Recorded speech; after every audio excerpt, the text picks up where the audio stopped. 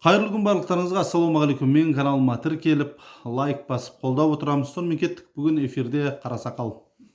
Қарасақал руы Алшын тайпасынан тарайтын жаңағы Әлімұлы рулық бірлестігіне кіретін 6 рудың бірі болады.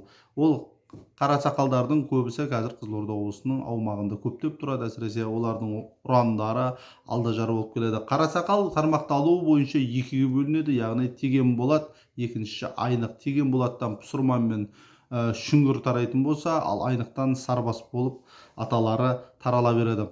Енді Қарасақал Ерімбеттің шежіресіне сүйенетін болсақ, ол кісі айтады, Әлімұлыға Жаманақ, яғни Шекті, Қарамашақ, Төртқара, Айнық, Қарасақал дейді, жаңағы Ұланақ, Қаракесек дейді, Теген Болат, Қарасақал дейді, Тойғожа Ақкете деп көрсетеді. Бұны көрсетіп отқан Ерімбет болатын, ақын Ерімбет ақын болатын.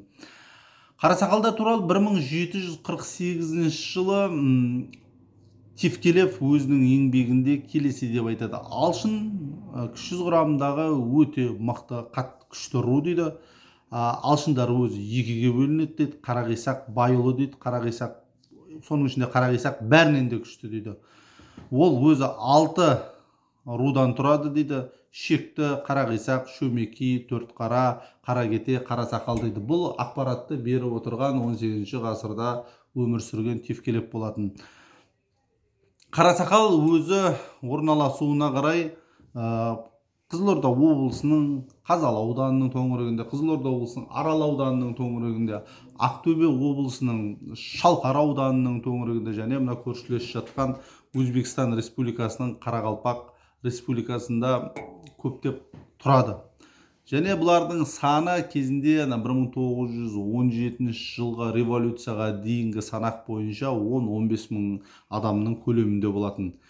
Енді жаңа айтып кеткенімізде бөлінеді дедік қой. Сарбастан Бақытберлі Бұла, Бақытберліден Медет, Әлібек, Медеттен Маңғытай, Мамыр, Маңғытайдан Құндыз, Құдайберген, Асан, Үсен, Құдайбергеннен Еремен, Сұлтангелді, Мырзагелді, Еременнен Итемген, Қарымсақ, Итемгеннен Ақша, Бекше, Қабылақ, Жолбарыс, Ақшадан Көлдейбек, Көлдейбектен Ерімбет, Мырзагелдіден Ақжігіт, Сарыбастың екінші баласы Бұладан Назым, Бәукен, Ақша, Ақшадан Әлғожа, Жанболат, Кенжебай, Әлғожадан Бадан, Базарбай, Бейімбет, Жанболаттан Бекберген, Шықберген, Кенжәлі, Шақа, Кенжәліден Бекет, Бекіш, Малтай, Бекеттен Қосаман, Қосаманнан Шалбай, Шалбайдан Байту, Ақшаның үшінші баласы Кенжебайдан Құттық деген аталары тарайды. Қарасақалдың екінші баласы Теген Болаттан Пұсырман, Шүңгір, Пұсырманнан Шағай, Алау, Жәдігер, Ноғай, Жансүгір, Жансүгірден Жарасып,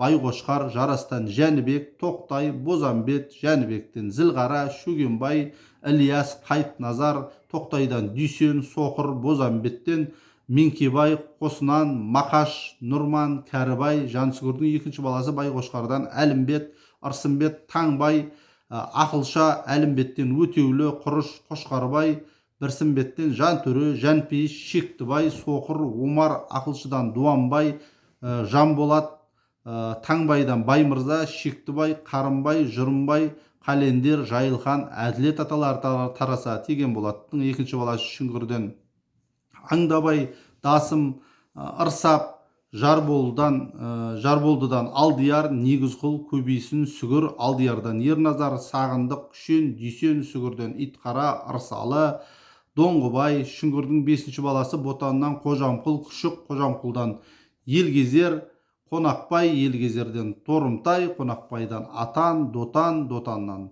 Қайғожа есімді аталары тарайды. Өз кезінде Қарасақалдардан да қазақ халқына белгілі азаматтар шыққан. Олардың бірегейі барлығымыз жақсы білеміз, Ғани Мұратбаев болатын. Ғани Мұратбаевтан кейінгісі Шағырай Мырзагелдіұлы деген батыр азамат, әрі батыр, әрі шешен болған. Бұл да осы